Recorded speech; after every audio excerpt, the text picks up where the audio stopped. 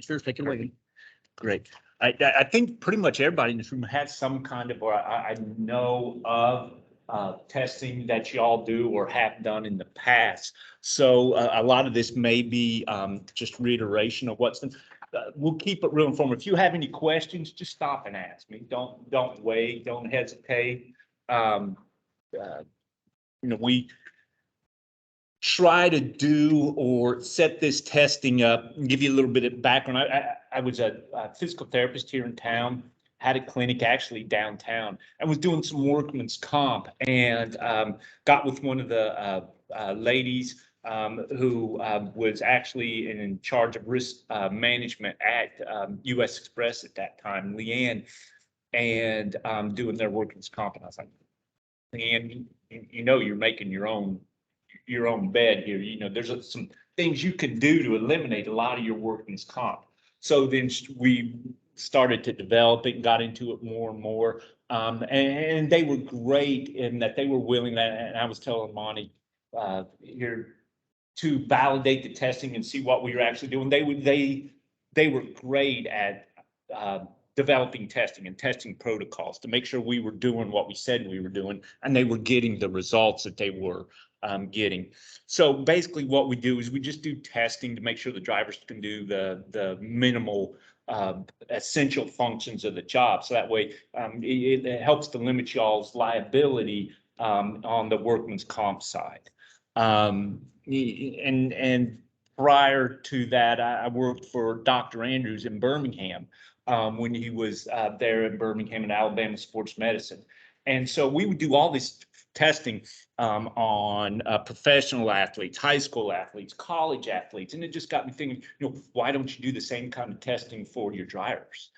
Try to match them with the exact position, with the exact physical skill level that they possess, and put them in a job that it's going to allow them the greatest success and minimize y'all's risk. So that's kind of how we got into the testing. And again, you want to develop the testing so there's the minimal physiological requirements. I mean, you don't want to do the maximal, but for every job, there's a minimal base level of requirement to safely to do the job. And one of the things we got into was explaining to the drivers, this is for your own health. This is for your own health. We certainly don't want to put you in a position where you're constantly going to be injured or constantly on workers' comp. You're not able to work. You're not able to provide. So, when you talk to them in bring it to them in that kind of, explanation, they buy into it a lot more when you let them know it's for their own safety and whatnot. And again, it's the testing where you basically take, and I'm sure everyone that's here played some kind of high school sports, and you all remember, especially in high school, you have to have those physicals. Why wouldn't you do that for your drivers? Just a quick baseline data that's related directly to the job. So again, it's for those that have had that kind of testing. They made you do squat, stand, reach. You did some funny walks. Somebody looked and they looked at your knees or your shoulders or whatnot. So basically, you're just taking them through a series of movements designed to mimic the functions of the testing. And it's quick, it's easy, and then if the test is designed correctly, you're also testing not only movement and strength, but also ligament integrity. You're testing to see if someone's had a previous ACL, a previous back injury, things like that will come out through the testing.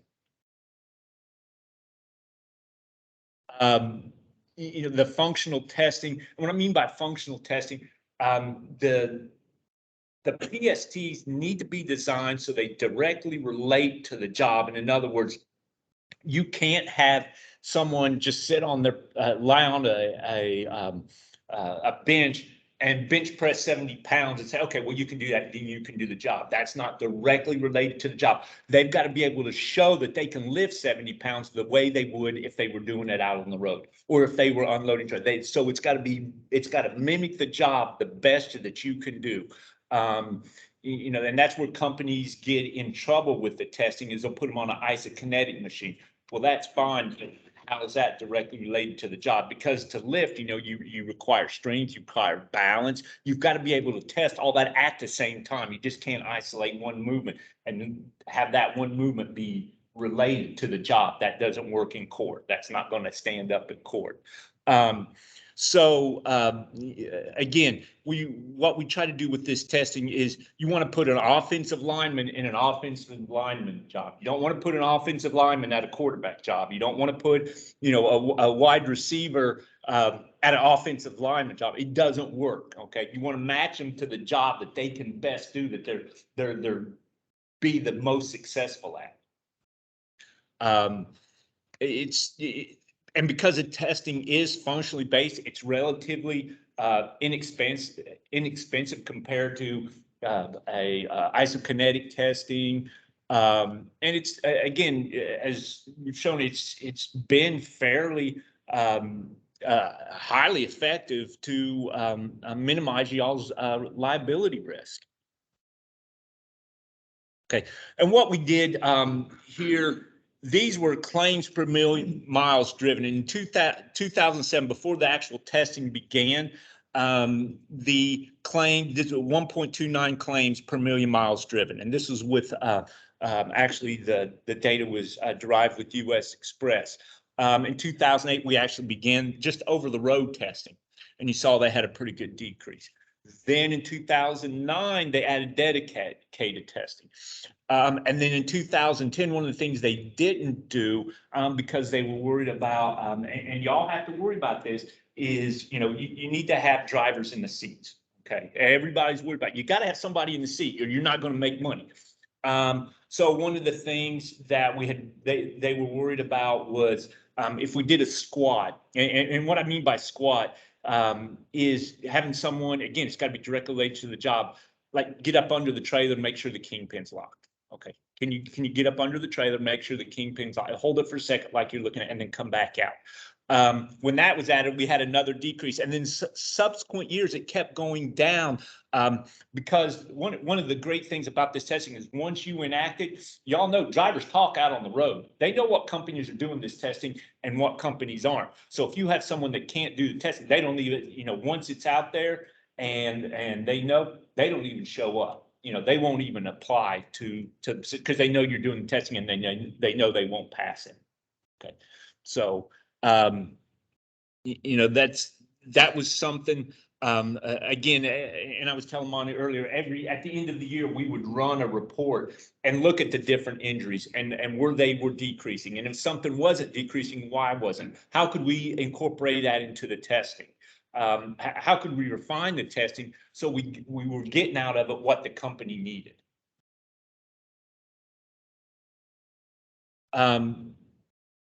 You know, again, this testing, it delivers, you know, helps us identify risk factors, detriment to the job performance. Again, self-injury, we're matching the job. You also get a healthier workforce out of it. Because one of the things, and we'll touch on this a little bit later, is with different physical testing, you can actually find out things, what's going on with the heart, what's going on with the lungs. And so you're actually getting into other aspects of health that this testing becomes reflective of. So it's not only the physical stuff, but there's other avenues that you can get into with, you know, finding out if somebody has kidney disease or heart disease, that they won't be able to do certain aspects of this testing. And of course, when you do that, you decrease your lost time and your absenteeism. Excuse me. Yep. What was your name again? Andy. Andy. Yeah. What are the variables that you consider, you know, like, you know, height, size, all these variables that come into play where it's going to impact the ability to do a specific job? For example, to get on and actually look up under the trailer to make sure that and the fit work. You know, you use different body movements to actually do that particular task. Right. So, and once you start this testing, did you go back in time to test the people that you, like, for example, you start off testing one area, then you We test more, and more, did you go back to the beginning, test those original drivers? No. Or as you brought them? As we brought them on, we can't go back. Legally, you can't go back when you implement that testing. You can't go back and hire people that you already had hired. Right. So if everybody that's coming in from this point in time, and the way you can go back and get to that other population is through workman's comp. If they follow workman's comp, and each company has different, they may want you to test on a workman's comp claim if you're gone for 2 weeks, after you're gone for 4 weeks. So each company, so return to duty. So you can test that population As they come back. as they come back after they file a claim. So now, do you do these tests annually? And if so, do you test the entire workforce just to make sure you have an understanding, kidney disease, heart disease, all these things? Can you capture those? Or do you wait and depend when they go to their, DOT physical?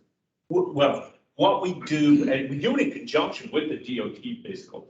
And typically what's done is when they come in on orientation, for all the companies that we work for or manage, we do it when they come in on You orientation. Once the offer. Offer. Okay. And then if they're gone, if they take a leave of absence, and again, each company is a little bit different. Some are 14 days, some are 90 days, some are 60 days. Anything after that, Anything come back, and you can retest them. If they come back off of work comp, then you can retest them. Now, as far as, like you were saying, size and body type, as long as they can, it doesn't matter, as long as they can meet the physical requirements, the minimum requirements of the job. I mean, I've seen guys, we've had guys over 7 foot, and actually I've never tested a 7-footer that didn't pass the squat. Because with that body type, if you're 7 foot, you're also, your BMI is usually about 25 or below. You don't see, unless they're in the NFL, but those guys are still pretty mobile as it is. So if they can meet the minimal requirements and you test them consistently, because they get age, all these variables, yeah, all these variables, but as long as they can meet the standard. meet that minimal standard, then they're eligible for that job. Good, so many questions. So do you rewrite your job description? Well, that was one of the first things, and I was talking about, we go in and we write a job description, do a job analysis for every, different companies have different drivers. They have dedicated drivers, they have over-the-road drivers, tanker drivers. And so we, write a minimum requirement for each one of those specific job. for that specific job title. And then once that's wrote, once you have the job description down, because a lot of people don't even have a job description, and that's terrible as time money.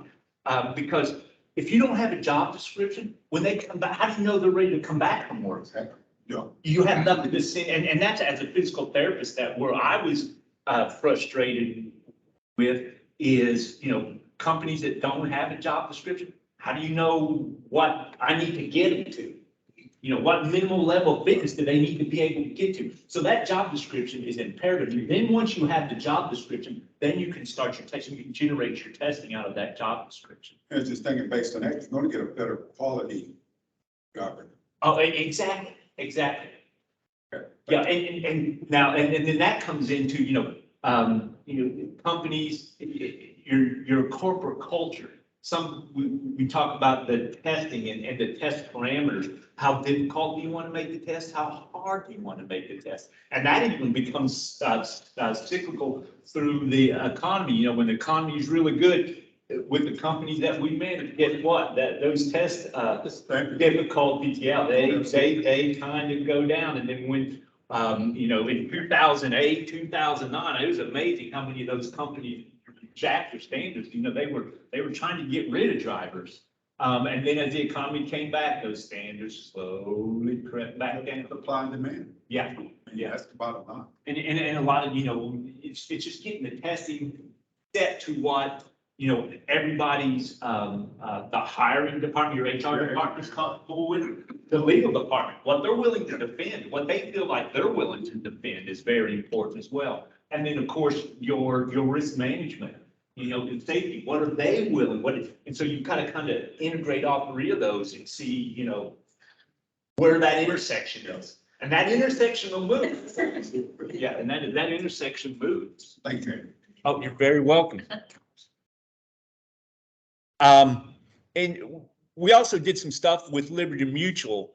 And what they found was drivers and driver risk, and those with diabetes plus cardiovascular disease had a 17% increase in filing workers' comp. Those that had diabetes plus a neuropathology had a 49, almost 50% increase of filing.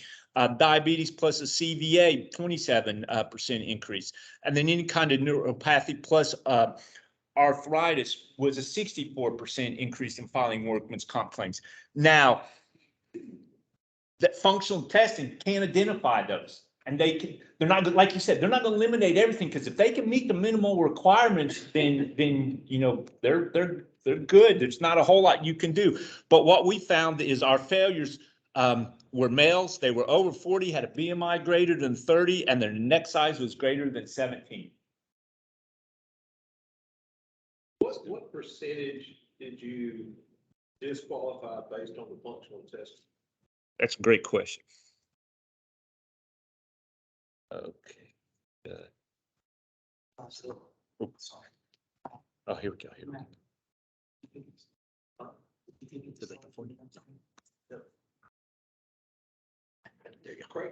Okay. Well, one of the what we found was, depending on the level of the testing. Okay, like if you just do a simple 5-step test, like an over the road, and this was with the squat, you're looking at anywhere from a 3 to 5% failure disqualification. If you add a heart rate component, you were looking at 17 to 20% disqualification rate. Now that means they could still drive over the road, but as far as unloading freight, and it really kind of, and then there's a 10% where, like, if you use disqualification rate, if you didn't use heart rate but you use 70 pounds, because over the road there is no like time limit on how you need to do things. The tasks are simple, but on dedicated, as y'all know, and we did this, we actually, I know a lot of you know Dollar General is doing a lot of their own testing. We were already doing testing for a couple other companies. They're dedicated, but then Dollar General contacted us, and because they knew we were doing the testing already for companies, so we helped them develop their dedicated testing. And there's a heart rate component. There's a huge heart rate component in that unloading, because you know what, you might have a driver that is in Miami, Florida in August. It's 104 degrees on that pavement, and they've got 5 unloads in the back of that trailer, and it could be 120 degrees in that trailer, and that heart rate is sky high. And so when you add that heart rate, that cardiovascular component, that you know, you're going to find the best of your drivers. Did you also take into account smokers versus non-smokers? Yes, we did, and that we've got those on here. Now the test, what we did is finding these detrimental to the job performance. You know, what we found with 50-year-old male, the climbing and squat was great for depth perception, because once you start to get above 50, males start to lose that depth perception. Okay. We also, with the squat, you're looking at active range of motion, balance, lower extremity strength, joint integrity, your ligaments. Have they had a meniscus? Have they had an ACL? Fine motor skills with the overhead portion of the test. Again, you're looking at coordination when they do the lift, the squat, and the walk, strength on just about all of them, and the multi-rep lift and walk, the cardiovascular component. Okay, and how do you begin with the PSTs? Well, the federal court, EOC, ADA, they dictate, if you're going to do this testing, you've got to have 4 things. First of all, just what we talked about. You got to have that job description. You absolutely have to have that first. The job description and the testing must be specific to the job related tasks. The failures must be reflective of job requirements and uniformly applied. And Monty and I kind of talked about this, and he actually, it was about 2 weeks ago, I talked with a client of his where they really didn't have testing in place, but they had someone with a significant disability, and they're like, well, how do we do this? I'm like, well, since you don't have testing in place, you can't disqualify them. All of a sudden, you just can't test them and say that, no, you can't do that. Okay. But what you can do is take them on like a pre-trip. And if they can do the pre-trip, and you can require them to do the different segments of the pre-trip until you get testing in place, that's about the only thing you can do for that individual. So it's got to be uniformly applied. You've got to do it for everybody. Once you decide to do the testing, everybody has to do. If they fail, they fail, and if they pass, they pass. But it's got to be uniformly applied to everybody. And then there must be objective evidence for the test validity. In other words, when you do the job analysis, the more numbers you can get, the better the test stands up in court, because a number's a number, and it's not subjective. Oh, I think they can do it. I think they can push it. It looks like they can do it. Okay, well, how does, is the trailer, the trailer step, the bumper, is it 20, they're anywhere from, we've seen them measure them at 22 to 27 inches. Can they do a 27-inch step? It's got to be something that's directly related to the job. Okay, and again, the legality, defensibility is crucial. Your balance, what we talked about, the support of the balance between all the departments has to be. Most cases that we've seen filed are either age discrimination. People try to get you on age discrimination, or sex-based. But again, a number, for females to do a, and this is what we would tell them is wanting to do dedicated, because they with the family, they would hope they would be home every night. Certainly understand that. But they don't, one of the things, when you're on that specific job, depending on whether it's what the specifics of the account for, they don't make lighter loads for women. When you go pick that truck up, you've got no idea what's in the back of that trailer, and you've got the same requirements of a female as a male. And so everything has to be the same, because you don't know what you're going to get. You may have to lift. One of the big things that we saw, they put these huge packs, and they would plastic wrap them of dog food or cat food on top of the rolltainers so they wouldn't roll. And so you've got to get in there, and these drivers, and it would be up to 70 pounds they would have to lift off these rolltainers to unload them. And again, it's not, they don't make what we'd say, they don't make lighter loads just because you can't do it. So you got to be able to do everything. And Andy, quick question in reference to that. Yeah. I know you say you have, just for example, 70 pounds. But do you put it in a situation where you have to do it like this compared to this, or whatever 70 pounds look like during the testing phase? Oh, yeah. We tried, and exactly. And we even tried to get one particular company. They were pretty progressive with their testing to bring a trailer, and we'd actually set up a trailer, and we would put the shelvings and the rolltainers and everything in the back of the trailer, so that way they would have to go through a number of times and simulate the real thing, because the more functional you can make it, the more real life situation, the better off you are. And I know y'all seen the training that UPS does? They actually have trailers. They have cutaway trailers that they have at their training facility, and they do all that.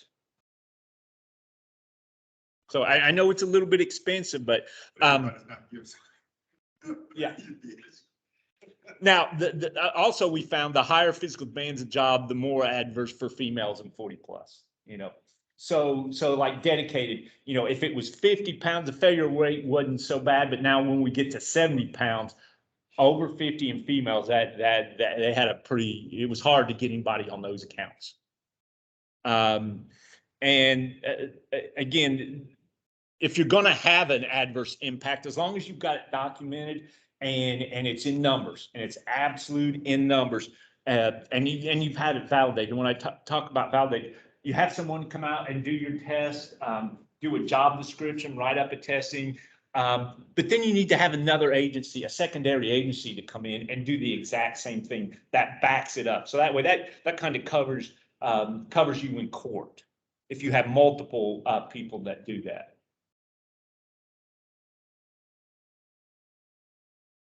Okay, again, everything I keep harping on this needs to be tested specifically to the essential physical demands of the job. You know, we've done over 300,000 tests, and we've only been challenged twice, and both of those were dropped. You know, again, because we do the outside testing facilities, and then we have a good legal representation for us that advises us and keeps us where we need to be. All right. Again, just trying to meet the job requirements here is some of the testing rates, like a hard test. You know, if you have, and what I mean test A is a hard test, that would be like a 50-pound weight with a heart rate component to it. You're looking at a 24 to 27 percent of physical claims reduction. If you look at a moderate test at 4 to 6, you know, you're looking down a little bit, and that would be like 50 pounds. And then if you have really, really low thresholds, your rate of failure, 1 to 3%, you're only going to get about a 10%. But it's kind of that law of 2080, you know, 20% of your drivers are probably filing 80% of your claims. It's that same 80%. So if you can tap into that, if you can at least get the 10% out of that, you've decreased your claims a significant amount. And again, that's, you know, again, we look at that sweet spot. You know, what's the failure rate you're willing to live with? It's going to have the least amount of impact to your hiring. All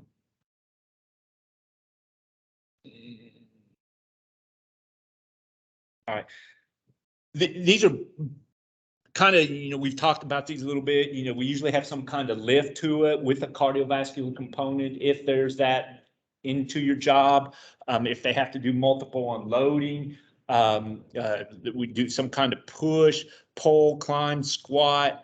That these are all quick, they're safe, and one of the things, some of the companies that we manage, that we actually manage their testing, where we go out and we find clinics, because they don't have, they hire from all over the country, but they don't have an orientation center. They, especially with COVID, they started doing a lot of stuff Zoom. So we have to find clinics. And so when we find the clinics to do the testing for them, you know, we have to make sure everything that's being done in California is the same thing that's done in Maine. Okay, they've got to have the same equipment. They've got to be able to do the same testing. Everything has to be the exact same in order for it to be defensible. And plus, two, you want the test as simple as possible. The simpler the testing, the more immediate feedback it gives to the customer, to the trucking company, but also the testee as well.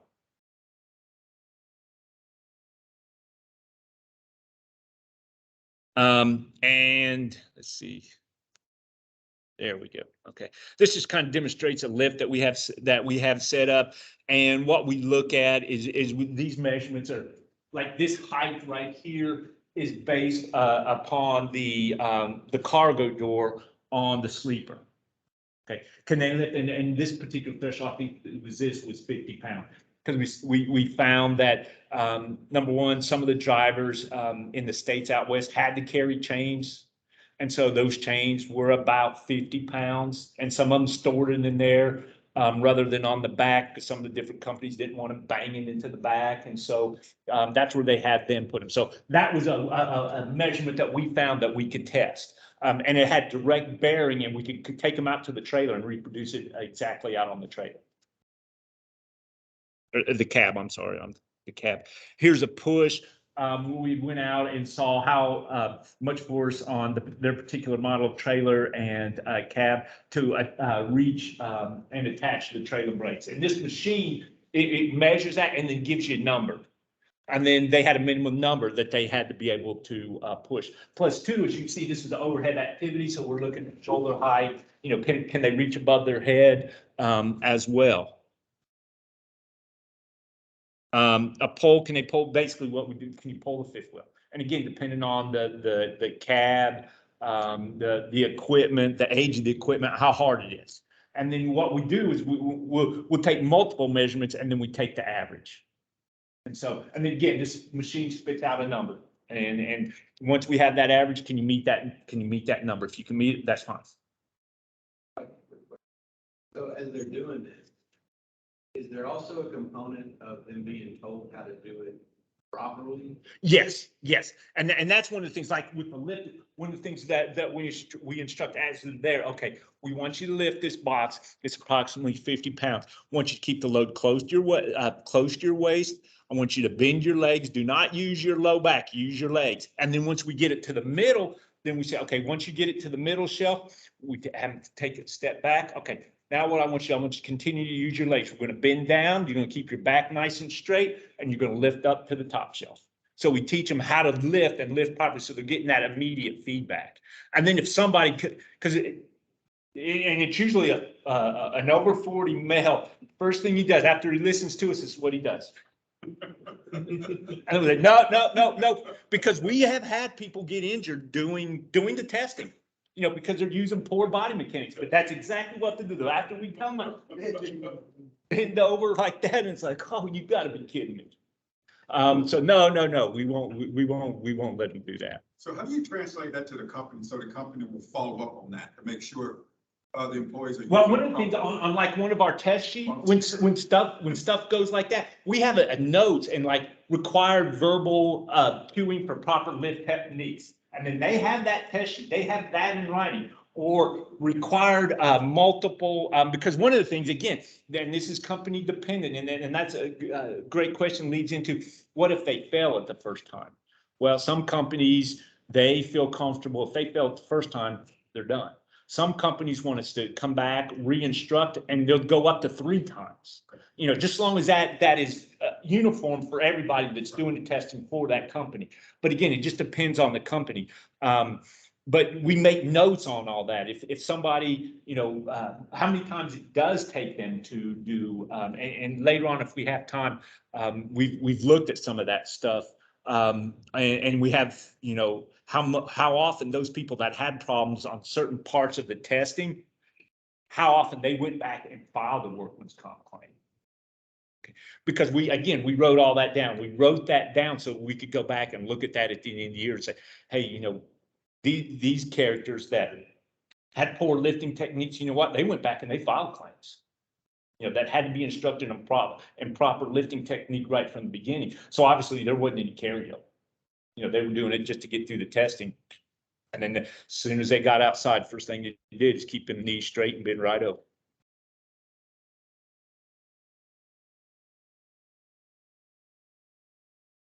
This is a climb. Can you get in and out of the trailer safely? Because one of the things now, the trailer manufacturers, as you all know, are doing a much better job having the multiple steps and having the reach bar, but that's not always the case. Depending, again, with the company, we look at all their equipment and whatnot, is a driver, they don't know what kind of trailer they go pick up. It may not have the reach bar. It may not have the steps. It may have the 24-inch step, it may have a 22-inch step, it may have a 27-inch step. So what we find out is what the average is for that particular company and their equipment, and then we use that as to the step. So this particular is like 24-inch. So they have to step on, they have their hand flat, just like the back. A lot of times you're going to want to reach under, but that's not always the case. And also, like the door is shut. So they're reaching on the inside of the shut door and they step up into it. And then again, what we found with this particular test, shorter, overweight men and women had a terrible time getting them. These people would be under 5 foot, but their BMI would be 35 plus. And then the squat. The sad thing from a company perspective, we discourage our drivers from climbing into the trailer, but yet at the same time, we expect them to climb into the back of the trailer. And then my company is the same way, because, we tell them don't do it, and then we ask them, hey, I need this information, the only way to get it, climb in the trailer. With that, if you can leave that one door closed, makes it easy. Oh, yeah, it's a lot easier. Yeah, so if you don't have to open both doors, of course, unless you have a roll up, right? That's when you just do it halfway. So, And then the squat test, we just have them walk under, they can go in sideways, they can go in head first. We even let them, as they come under there, we'll let them put a knee down, so that we just look and then come back out and try not to touch anything under here. Yeah. That's the deal. And again, this is based on, this minute right here was based on this particular company. For theirs was 44 height was the average, the bottom of the trailer.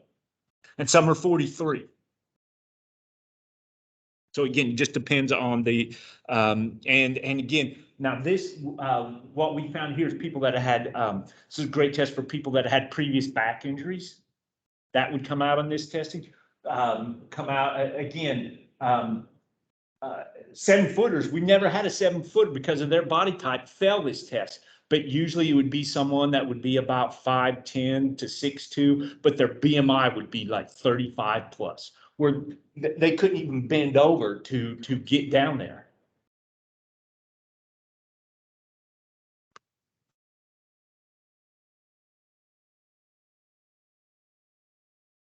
And then one of the things too, when you get into the specifics of you're actually going to do testing, is allow for a test period. In other words, what we do with companies, okay, we'll say, y'all want to do the testing, we develop the test. All right, let's do the testing for 6 weeks, but we're not going to disqualify anybody.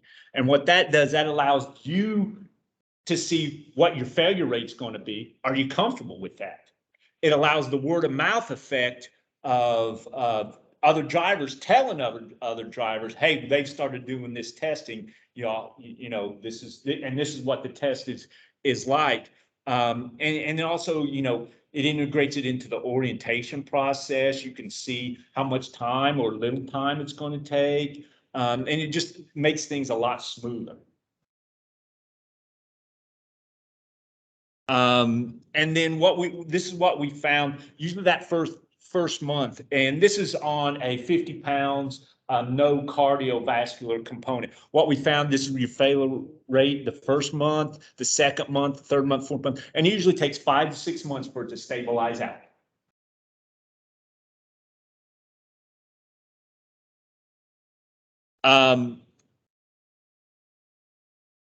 Now the companies, one of the things is, okay, so you fail the test, what do they do with it? Okay. Well, a lot of companies will let them come back. And again, it depends on the company. In 30 days, 60 days, 90 days, we even had one company worth 120 days. They make them wait before they'll come back.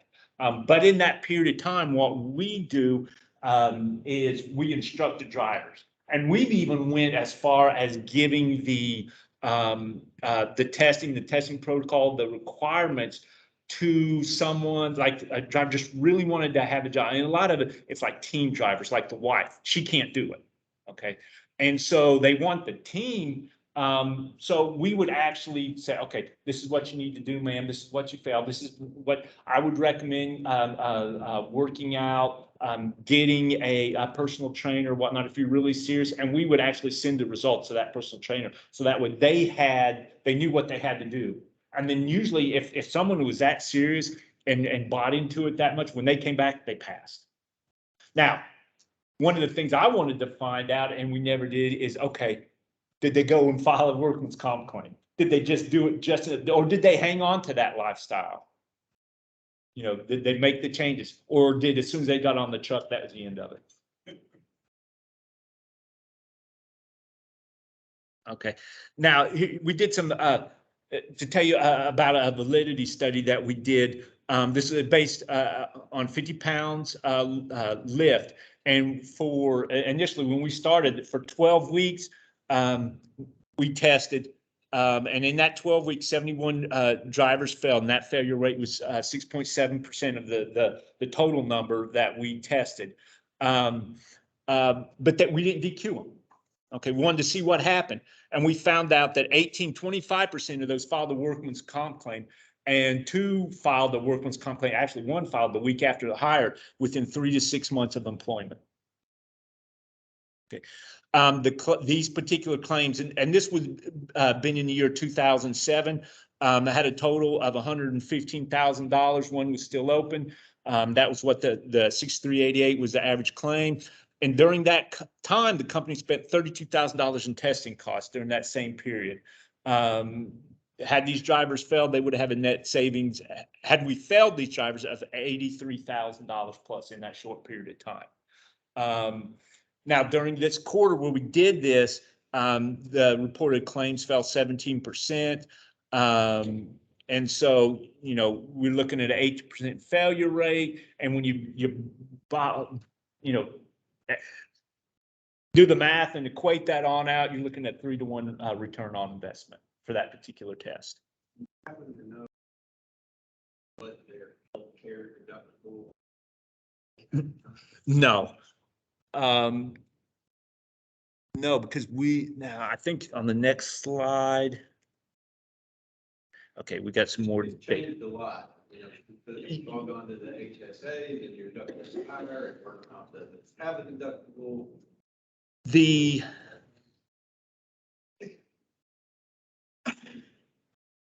Okay, during that time, 17 of the workman's, 18 of those claims was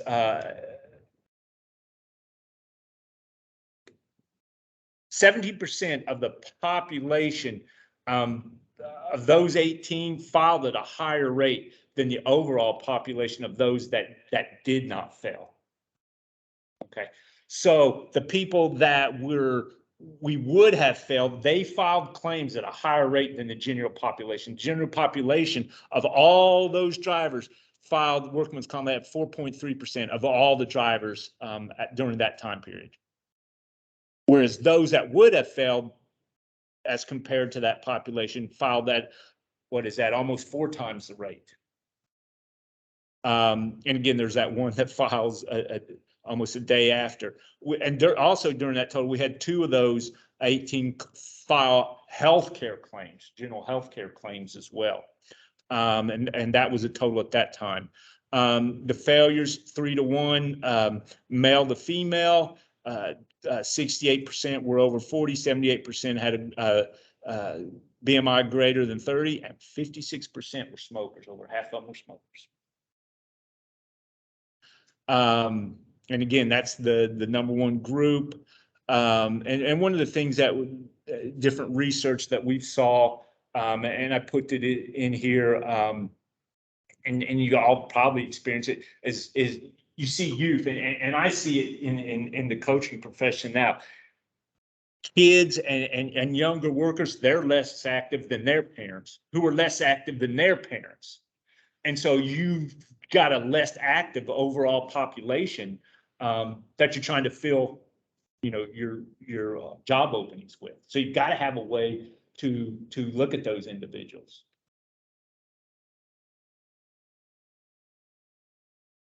Now, the failure rate, just curious, the workers' comp's claim, were they correlated to the testing? So the things that you would have called, was the workers' comp related to that thing? Or was it something totally different? Because if I slip and fall, I can pass the test, but I still slip. No, we just looked at their overall, did they file? Really didn't dig deep. Yeah, Trying to figure out the cause. Yeah, exactly. Because with this particular company, they just wanted to see, was it going to be worth it to them? They were looking at it. Yeah, from a cost standpoint. They were looking at it overall claims, but that's a great to see. Now here, this is a presentation we made to Liberty Mutual, and we compared in 2007 because we tested for this particular company, tested about 9,500 drivers in 2007, and it took them until 2012 to get back up to a like number. So we wanted to be able to compare actual numbers. And what we found, we had a 39% reduction in repetitive stress and soft tissue workman's claims. 20% overall workman's comp reduction in, because you see that bites and fights. You see, I mean, y'all have seen some of the craziest workman's comp claims stuff. Because there was stuff that when I first got into it, it's like, okay, give me your workman's comp claims. Let's see what it is. And I was expecting, backs, necks, knees, and then seeing some of these bites, and I was like, I don't know that I can do anything for this for you. I can do your soft tissue stuff, but I can't do, you're fighting in the parking lot. Your bite. I can't do anything. Animal bites was another big one that I was really surprised to see. We had a decrease in back injuries by 20%, knees decreased 30%, shoulders 22%, hernias 88%, wrist and forearms 32%, elbow 33%, and hands 22%. And that was comparing like years when we had similar number of hires. We saw a 12% reduction in the motor vehicle accidents. Injury, and then fractures decreased 8%, sprains and strains down 25%, contusions were up for 24%. Well, contusions were up 24%, and so we started thinking about that. It's goodness, so all those other ones, and when you have a healthier workforce, they are, when they slip or they fall, they're not going to break a bone. That you've kind of got them out. They're going to bruise more. When your back injuries, your shoulder injuries, you're going to have more contusions when you have a healthier workforce. You won't have so many fractures and whatnot. That's the explanation that we came up with. Maybe you forgot to take bites and fights out of it. Well, again, and it goes just. The failure demos were male over 40, BMI greater than 30, neck circumference greater than 17. And also one of the things, especially on the squat and the climb, we noticed a lot of our failures, they had edema of the lower extremities. Y'all know edema of the lower extremities, what that? Okay, that's either you've got a congestive heart failure, you've got a kidney or liver problem.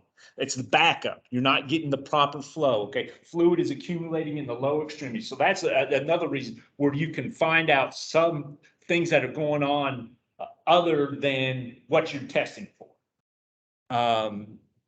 Then also we found that especially with the squat, people's alignments, varus valgus alignment. In other words, they had either knees valgus or varus. They had a hard time, and those are the same individuals that are most likely to get injured, have knee injuries, total knees, meniscus, or ligament problems.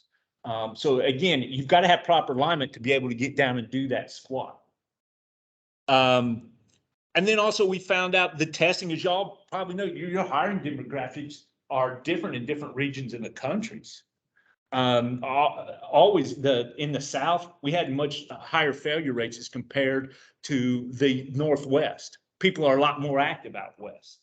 Even the upper Midwest, these guys, they work on farms, they were active, they were in good shape. So throughout the country, there's different hiring and failure rates based on the testing, because different parts of the country are more active than other parts of the country.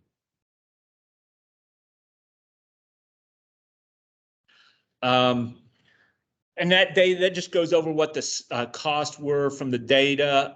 Again, having like numbers. All right, and so these were pretty much what we were looking at as far as actions of injuries. 23% of your injuries are unloading freight, and that's back, shoulder, or heart events. 11% was falling freight. Y'all have drivers that get on those dedicated counts, and especially if you have no say over how those trailers are loaded. We went to different loading and observed how the companies were loading those trailers, because that was huge. As soon as they had opened that door, stuff was falling back onto the drivers. And so 9% of the injured were getting in and out of the truck. Landing gear, messing around with the landing gear. Then multi-vehicle crashes. 5% was messing again with those rolltainers, pushing them up and down ramps because some of the different stores and the way the stores are designed, there's ramps that they have to push these rolltainers. It's just not flat. One of the companies that, well, for Dollar General, they build their stores now. They had a problem with flooding of their stores because you notice their stores, they were flat and they build them in flat parking lots. Well, they noticed, well, when we build them in flat parking lots, they flood. So now if you'll notice the new stores, they kind of rise up. They have a slight rise to them so they don't flood anymore. Well, what's that mean for the drivers? That means they've got to, when they drive up to those back doors, the 2 doors in the back where they unload, now they got to push them up that slight slope. And then open, closed door, slip and falls. And this is just a kind of a projection of let's say your company, 35 new hires a year. We're doing the worst of the worst. We're doing the 1 to 3, 4, the failure rate's about 5%, 3 to 5%. 3,500, you're looking at 175 total failures. And based upon those prior projections that we did, if of those 175 failures, 25% of them, because that's what we found, filed the workman's comp claim with the average claim of 20,000. It's probably even more than that now. You're looking at almost $1 million. Okay, and then because approximately 11% also filed some kind of healthcare claim as well of that total. And the testing on this was $35 a test. You're getting a 6-to-1 return on investment on that kind of testing. And that's with the kind of a lowered threshold.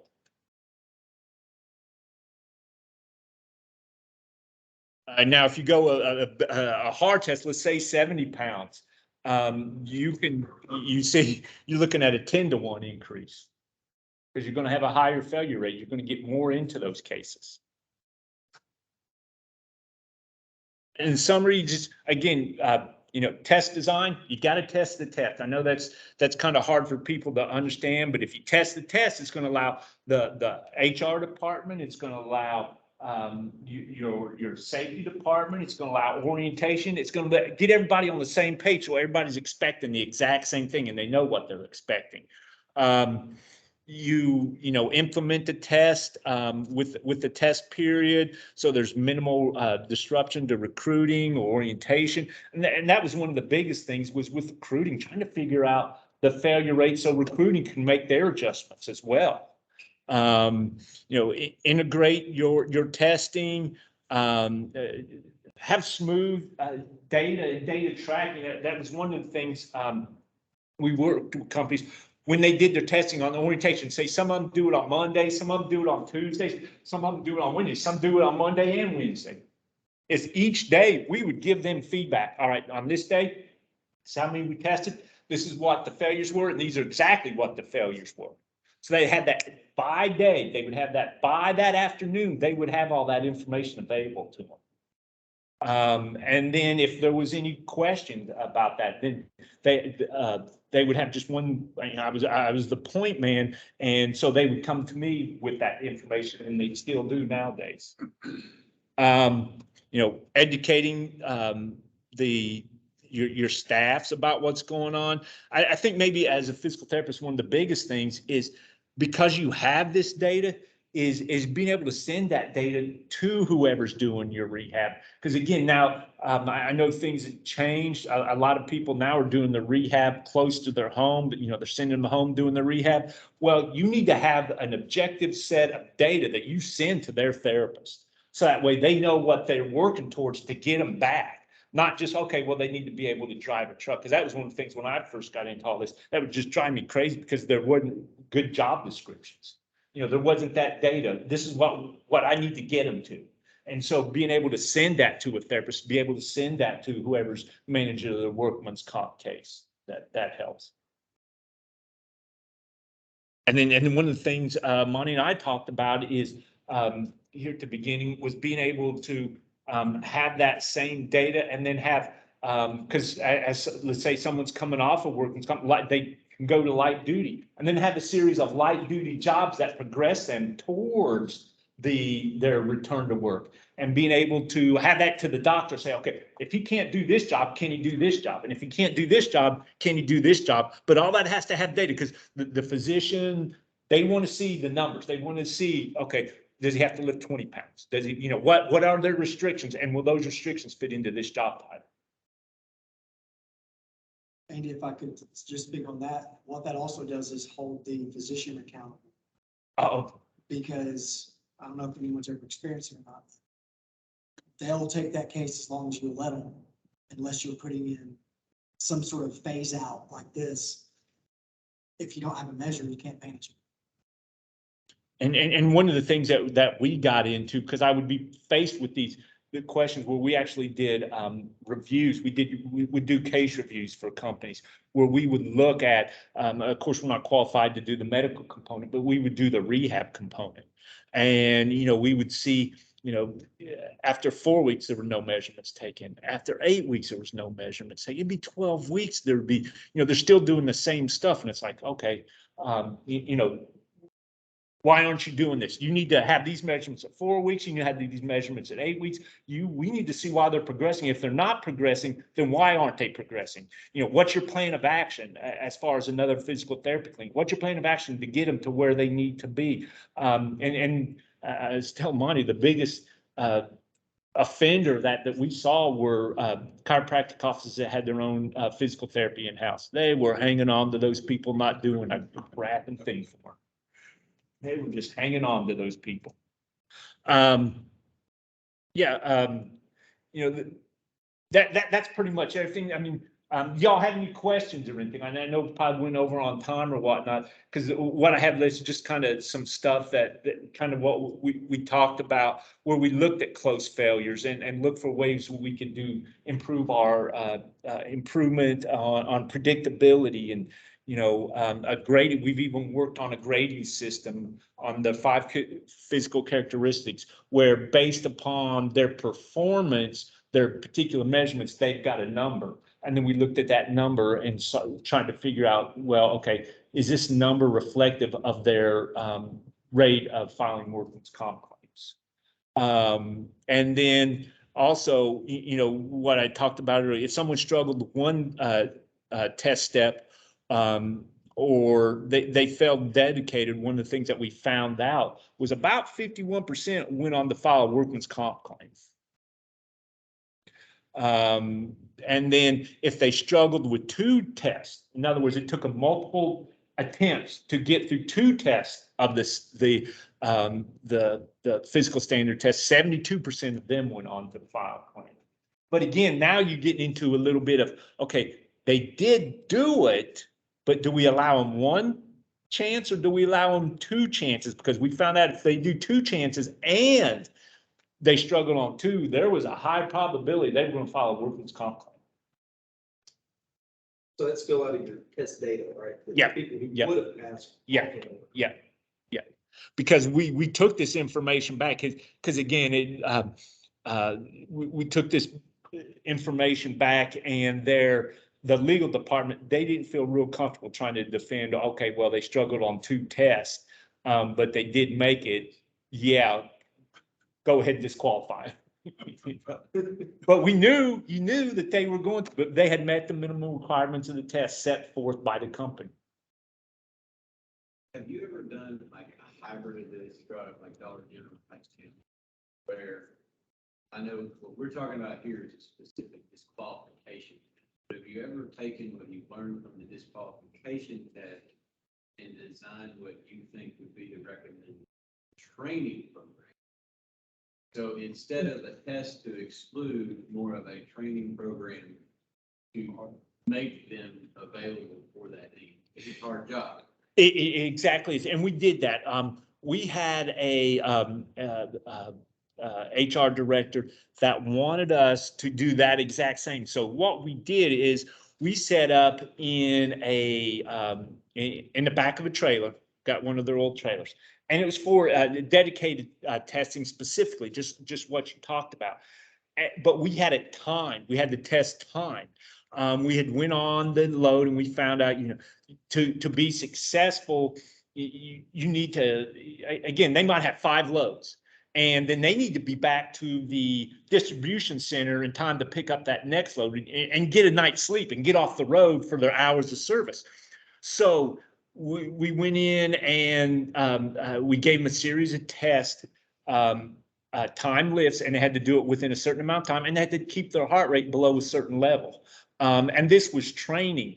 And then we also had them push up. We actually built a ramp on the other side of the trailer, and we had them do multiple ramp pushes and time that as well. And then after they did that,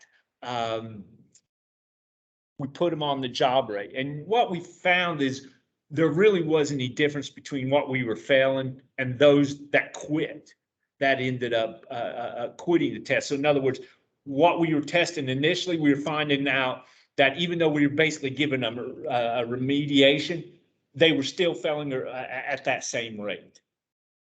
Now, also, one of the things that we did was, let's say someone failed the test, dedicated test. This particular company had them go through that training again and then come back and try and pass the test again.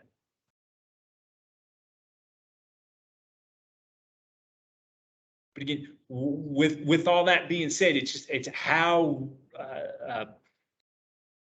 with the time stuff, you've just got to be able to do it at every location, and it's got to be the exact same thing. It's got to be the exact same time, and it's got to be related to how can they successfully do the testing, and how, where they need to be, especially with dedicated. We found, those drivers, a lot of them, especially if they get stuck in traffic, they're getting back to that DC center at midnight, and then they've got to turn around and pull out again that next morning at 6, because they've been stuck in traffic, and then they've got these loads they've got to get done. And it was just, so they're trying to fly doing that stuff. They are just flying, trying to do all that stuff, in order to get enough sleep. And then a lot of them want to be home. And that's one of the things that different companies would tell them on that dedicated test. We'll have you home every night. Well, not if you're stuck in traffic, and you've got 5 unloads and you get there and the manager of your first one's not even there. I mean, we actually go on these cases, these drives, and so that way we get an idea. So when we do the testing, we talk to the drivers, we interview the drivers, we watch and we take the measurements, and these drivers, they're good. Oh, well, I know if I go here first, that manager, they never have the store open for me on time. So he just sits there and waits and has to wait and have to wait. And that's just time. That's just time. That's just time. So let's see. At XGS, we actually deliver floors, tile, roll goods, carpets, 5, 6, 7, 800 pounds, rugs, and all these variables. And we also make residential deliveries, meaning back to home, and you work through that. So from a company standpoint, what can a company do to really sort of train with all these scenarios? And we have women, men, and I think the average age may be around 50, 52, Yeah. 54. Yeah. And it's every day. There's local deliveries, we have over road and not at all. As a company, what can we do to better position our employees, be more successful, to minimize the potential for? Well, I think just what Marshall was talking about is in a situation like that, number one, you've got to have a good test up front. And then number 2, once they get through the testing, I would design a training where they actually have to go through and I know y'all need, you want to hurry up and put butts in those keys, and you want them going, you've got accounts open, yeah, but at the same time, being able to take a breath and say, okay, for one day, this is what you're going to do for 4 hours in the morning. We're going to let you have lunch, and this is what you're going to do for 4 hours in the afternoon. And a lot of times, because one of the things that we see is there would be females, that would, get on these jobs and they could push the roll thing. You know, it wasn't the first, and another thing that we found out is on dedicated routes, most of the workman's comp claims were filed after lunch. When we went through and looked at the records, because it's a fatigue thing. It's as the day wear on, as they get tired, they get sloppy, you don't use proper body mechanics. They're trying to get back to the DC center as soon as possible. So that's, you know, one of the things I would do is design a training program. So they're simulating that job task for 4 hours of the morning, let them have lunch, and then let them do it 4 hours. And one of the good things you get to do out of that is, and you've all seen it, is where you hire a driver and they're like, I'm this, and they walk out. And we saw that with the Dollar General. That was one of the big things, you know, in Dollar General, they got tired of companies, you know, they would contract with companies, and the companies, number one, wouldn't do the testing, or didn't have testing up to their standards. And there were drivers that would get there and halfway through it, they just quit. They would call somebody to come and pick them, just leave them in the lurch. And that was Dollar General's biggest gripe about that contract. They weren't doing testing hard enough. They were passing people who weren't really able to do the test, but the companies wanted the business. So they put somebody in the seat. But no, I do something, especially if your training department, or if they'll give you the time. So we're about 38 locations throughout the country. And that makes it more challenging. Yeah, do y'all do your orientation at one place, or you do it at multiple places? And so in a case like that, it would almost be if you could bring them in somewhere regionally. And then we're trying to work that out. We from Washington State, California, all the way up and up the East Coast, Minnesota, Milwaukee. So we're. Yeah, and again, we manage, like the national freight industries, they do all their stuff all over the country. They don't do they don't have regional hiring centers or anything. That's why we have to, you know, we set up their testing. I know it's doable, just trying to work out the Yeah, logistics of it is. And now that particular testing though is going to be more expensive, because then you get into, and Monty and I were talking about this before, then you're going to have to use your concentrics. And you're going to have to use your, now what we try to do is we try to find private practice physical therapy clinics, because number one, private practice physical therapy clinics, they need the money. And so they take a little bit more, they're more cautious, and they do a better job of testing because they need the money. Whereas, you know, your concentrics and whatnot, you know what you get in the clinic. You know that they're going to have the equipment. You know they're close generally, but they really don't care. Sometimes it's hard to get it scheduled. It may take 2 or 3 days to get scheduled, and they're expensive. They'll charge up to $140 to $160 a test. So how long would the test usually take? The actual test, depending, now, if you do a heart rate component, and depending on the test, anywhere from 10-ish minutes. Okay. Anywhere from, like, here in town, we do the testing for lipstick. Their test takes about 3.5 minutes. But there's a low standard. They want to keep their threshold fairly low. So anywhere from 3.5 to upwards of 10 minutes. Okay. Depends on the job, because it's job. Yes. specific. Yeah. Okay. I'll make a comment into this about physical therapy. So beginning this year, my company and West Rock went in together, and we share a physical therapist between the two companies. So they will handle rehabilitation injuries and non-work related injuries. So, you know, if you're do something in your yard over the weekend, then you can go see that physical therapist and hopefully avoid a workers' comp injury down the road. But it's been very, very beneficial to both of our companies. And that's, you know, I know at one time, US Express was bringing everybody in town, and then they got away from that model. So that's how I got into it, because everybody they brought in town, I did their rehab. They brought me, and so that way, you know, we could manage it. They could manage it a lot better. But then they got away from that model as their corporate culture changed, and so they decided to send them back home. And then they started having problems with that, but that's exactly the way to do it. That's exactly the way to do it. You have to bring in somebody you know and you trust and keep doing that. I'd like to add too, just from an underwriting perspective, which everyone in here probably already knows, but work comp premiums are set up to where they penalize you more for the smaller claims.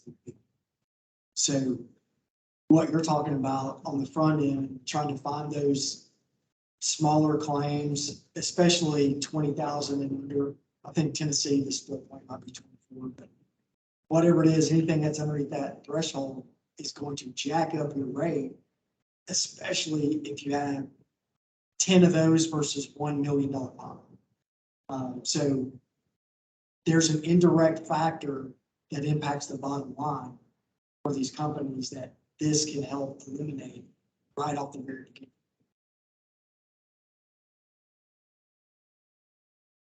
Very good stuff. It is, thank you. Just to have that knowledge. Anybody else have any questions or anything? Any other questions? So we appreciate you.